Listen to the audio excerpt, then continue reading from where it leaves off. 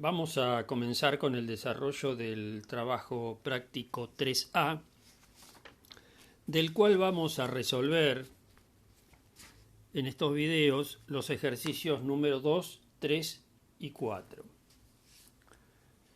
El tema de esta práctica es variables aleatorias discretas.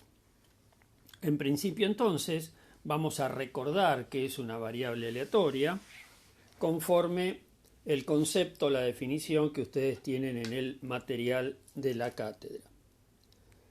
Una variable aleatoria es una función que asigna a cada elemento del espacio muestral omega un número real.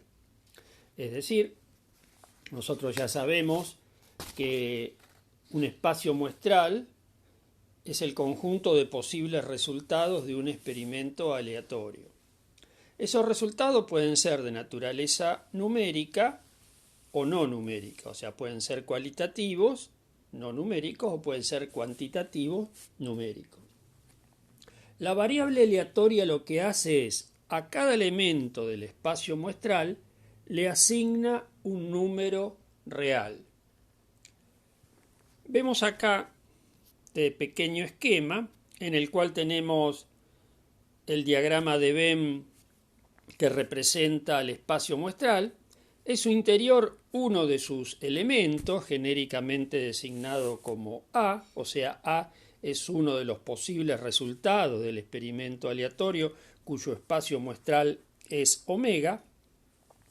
La variable aleatoria X mayúscula lo que hace es a este resultado A del espacio muestral asignarle un número X minúscula, donde ese número X minúscula es perteneciente al campo de los números reales. O sea, la variable aleatoria es una función de naturaleza tal que aplicada sobre el elemento A del espacio muestral le hace corresponder un número real. Así como los espacios muestrales, de acuerdo con la naturaleza de los elementos que lo integran, los clasificamos, recuerdan, en finitos, infinitos numerables e infinitos no numerables. Lo mismo ocurre con el conjunto de valores que puede tomar una variable aleatoria. Cuando el conjunto de valores que toma una variable aleatoria es finito o infinito numerable, la variable aleatoria es discreta. Variable aleatoria discreta es entonces el tema de este trabajo práctico. Y vamos a comenzar con el ejercicio número 2, como habíamos señalado. En este ejercicio, que es muy sencillo para ubicarnos en el tema, nos plantea un experimento muy sencillo, conocido, que es el experimento que consiste en lanzar una moneda 2 veces. Lo primero que nos pide es enumerar los resultados experimentales, o sea, cuál es el espacio muestral que se asocia con este experimento aleatorio. Bueno, por convención vamos a usar la letra C minúscula para indicar que el resultado es cara, y con la letra X el resultado es seca. Tengamos presente que seca es una palabra que no deriva del verbo secar, razón por la cual se escribe también con C, ¿cierto? Lo mismo que cara, por eso es que usamos una letra diferente, que en este caso X pareciera que no tiene nada que ver, para diferenciarla de la C que indica cara. Bueno, si tiramos una moneda 2 veces, ¿qué puede ocurrir? Que en el primer lanzamiento aparezca cara y en el segundo también. Esto es el primer par ordenado, cara, cara. Puede ser que en el primero aparezca cara y en el segundo seca, cara seca, o sea CX. Puede ser que se dé la situación inversa, que en el primero salga seca y en el segundo cara, es decir, XC, o bien que en los dos lanzamientos aparezca seca. Para nosotros este resultado lo indicamos como XX. Este es entonces nuestro espacio muestral Y si tenemos en cuenta que la moneda seguramente es una moneda equilibrada, es decir, que tanto la cara como la seca tienen la misma probabilidad de ocurrencia, llegamos fácilmente a la conclusión que este espacio muestral es equiprobable, o sea que todos los resultados tienen la misma probabilidad. Como los resultados son 4, cada uno de estos elementos del espacio muestral, cada resultado del experimento aleatorio, tiene una probabilidad de ocurrencia igual a 1/4. Bueno, en el punto B aparece concretamente el tema de esta práctica. Defina una variable aleatoria que represente el número de caras en los dos lanzamientos. Bueno, habitualmente las variables aleatorias se denotan con las últimas letras de nuestro abecedario. Habitualmente la más común es X, si es que en el problema interviene una sola variable aleatoria. Ello no quita que quizás la podamos llamar Y, ¿cierto? Con Y. Bueno, a la variable la vamos a identificar entonces con esa letra mayúscula, en este caso X, y la definimos número de caras en los dos lanzamientos. Bueno, el siguiente punto, el C, nos dice de el valor que la variable aleatoria tomará en cada uno de los resultados experimentales. Recordemos que esta variable aleatoria X, que en nuestro caso indica el número de caras que pueden obtenerse en los dos lanzamientos de la moneda, debe asignarle a cada elemento del espacio muestral un número real. Bueno, entonces comenzamos en el mismo orden en que hemos planteado el desarrollo del espacio muestral. Cuando aplicamos la función variable aleatoria sobre el resultado cara a cara, ¿cierto? ¿Cuántas caras tenemos ahí? Obviamente 2. Por lo tanto, el valor que toma la variable aleatoria X cuando el resultado del experimento es cara a cara es 2. Acá tenemos llave y paréntesis porque adviertan que como el espacio muestral está integrado por pares ordenados, cada uno de los resultados está indicado entre paréntesis. Por lo tanto, cuando aplicamos la variable aleatoria sobre ese resultado, es decir, cuando llegamos a esta notación, como el resultado ya está entre paréntesis, entonces, bueno, lo encerramos en este caso, con llave. Podría haber sido también con corchete, ¿cierto? Si se tratara de un espacio muestral donde los resultados no están cada uno de ellos entre paréntesis, bueno, directamente usaríamos esta notación. X y entre paréntesis el resultado del experimento aleatorio. Bueno, seguimos acá. El siguiente elemento del espacio muestral es cara seca, es decir, Cx.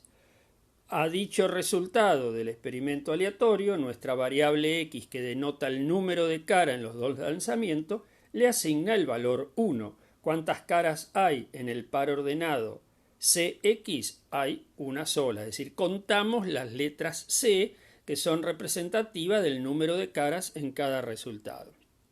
Análogamente, para el resultado XC, también el valor que tomará la variable aleatoria es 1, hay una sola cara, y finalmente para el resultado XX, o sea seca seca, como obviamente en ese caso no hay caras, la variable toma el valor 0. Bueno, quiere decir que nuestra variable aleatoria X toma un conjunto de valores que son los números 0, 1 y 2. 0, 1 y 2. Por lo tanto, como es un número finito de resultados, la respuesta del punto D es que se trata de una variable aleatoria discreta. En principio el ejercicio termina ahí, pero como es el primero, y para tener un poco más información, extendí un poco el desarrollo y vamos a ver cuál es la probabilidad que la variable tome cada uno de estos posibles resultados.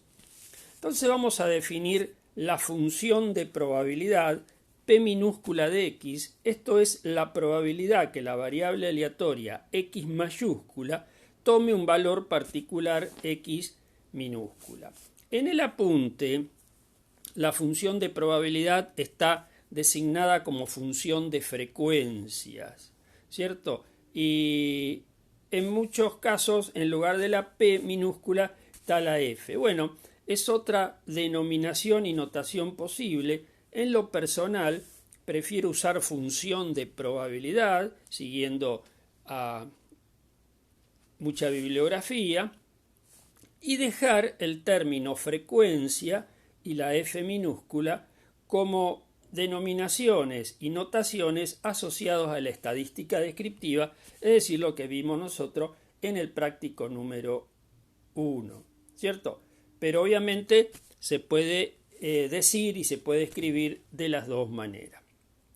Bueno, la función de probabilidad entonces le va a asignar a cada resultado, a cada valor posible de la variable aleatoria, la probabilidad de ocurrencia. Entonces vamos a empezar con el valor 0, que es el valor más bajo que puede tomar la variable. ¿Cuál es la probabilidad que x tome el valor 0?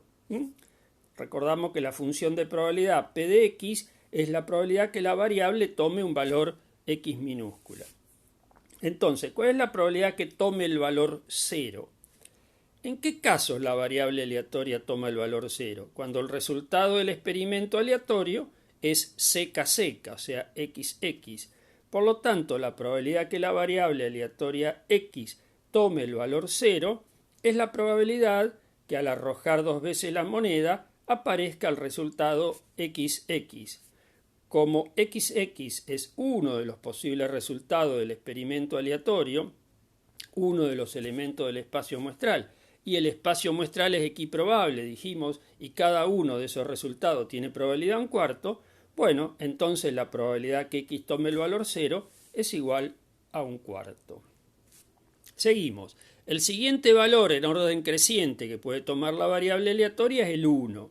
Vemos que el valor 1 la variable lo toma tanto para el resultado cara seca como para el resultado seca cara. Por lo tanto, la probabilidad que x tome el valor 1 resultará de sumar las probabilidades del resultado cara seca más la probabilidad del resultado seca cara. Como cada una de ellas, de acuerdo a lo que mencionábamos recién, es igual a 1/4, la probabilidad que x tome el valor 1 es igual a 1/2. Y finalmente, ¿cuál es la probabilidad que la variable tome el valor 2, que es el valor siguiente en orden creciente y además el último valor posible?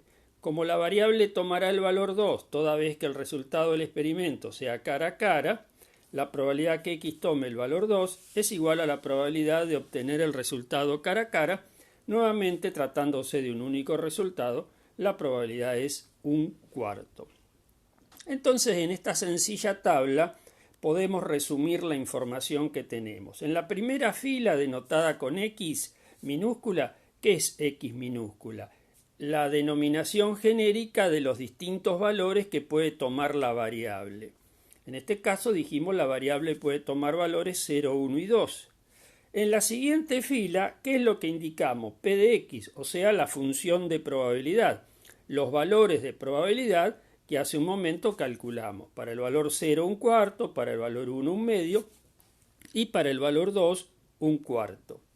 A esta tabla en su conjunto, que está integrada con el conjunto de valores que puede tomar la variable, esto es, se puede denotar como R sub x, el conjunto 0, 1 y 2 son los valores que puede tomar la variable, y P de x la probabilidad, a la tablita en su conjunto se la conoce como distribución de probabilidad.